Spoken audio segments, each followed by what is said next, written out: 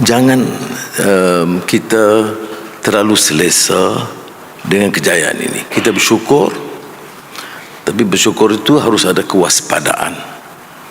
Ya. Lihat saja perkembangan negara-negara ASEAN, rantau ini dan dunia.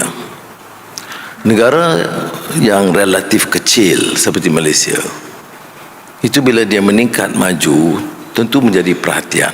Positifnya dia jadi perhatian untuk pelancongan, pelaburan.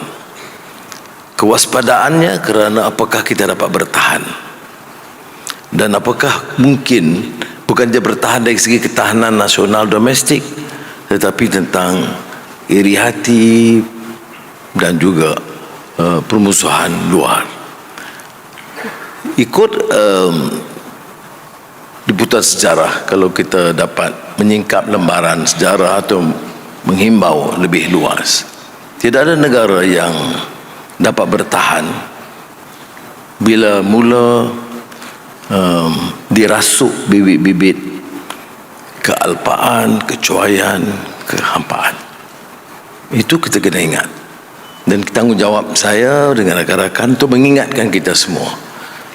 Kalau istilah, kalau dalam semangat Al-Quran, ayat-ayat awal itu satu peringatan yang sangat relevan yang pernah saya ungkapkan, atau di sini atau di perbendaraan, ya, yang dalam Muzammil dan Mudaththir, ya, bahawa manusia ni selalunya kalau tidak diasak dengan peringatan, dia akan alpa.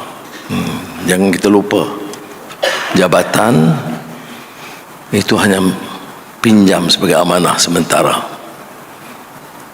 Laksanakan dengan sebaik mungkin.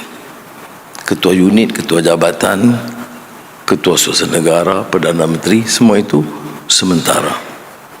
Dalam sejarah kita lagi lebih-lebih lagi.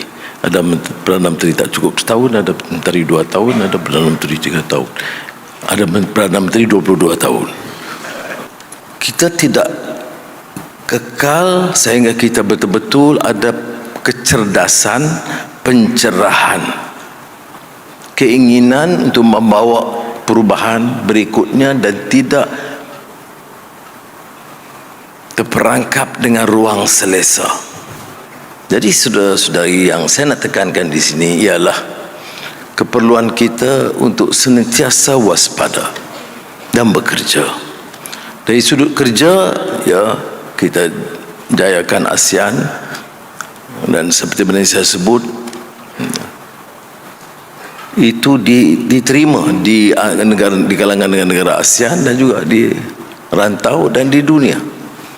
Bagaimana negara yang relatif kecil dapat mengendali satu sidang yang besar secara sangat cekap dan efisien, dan keselamatannya, kerangkanya dalam bukan puluhan, ratusan mesyuarat yang dikendali di semua peringkat.